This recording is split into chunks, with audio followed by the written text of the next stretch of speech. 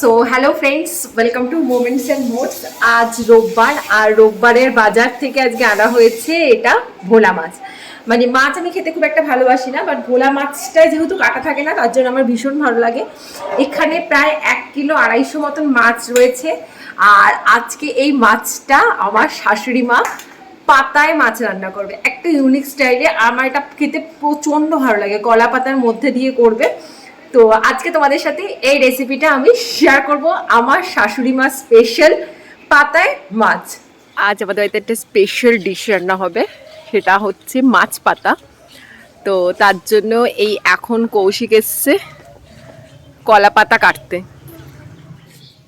মাছ পাতার জন্য এই এত বড় একটা কলাটা কাটা হয়েছে। মাছ পাতা রান্নার জন্য এখানে প্রস্তুতি চলছে, আদা রসুন পেঁয়াজ কাটা। আর যেটা অবভিয়াসলি করছে আমাদের বাড়ির সবচেয়ে বড় শেফ কৌশিক সরকার। আর আমি কোনো কাজ করছি না, আমি শুধু ভিডিও করছি।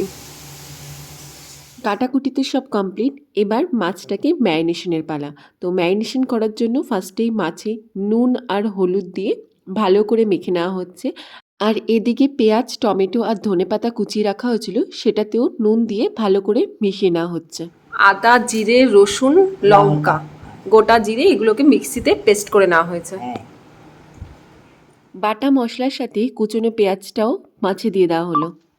মোস্ট ইম্পর্টেন্ট ইনগ্রিডিয়েন্টস, কাচ্চি ঘানি সর্ষের তেল,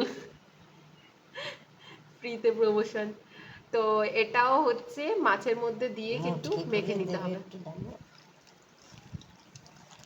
সব মশলা দিয়ে মাছটিকে ম্যারিনেট করার পর খুব ভালো হয় যদি আধা ঘন্টা ম্যারিনেশনে রেখে দেওয়া হয়, বাট আমাদের কাছে সময় কম ছিল, তাই একবারে কলা পাতার মধ্যে এটাকে সাজিয়ে দেওয়া হলো।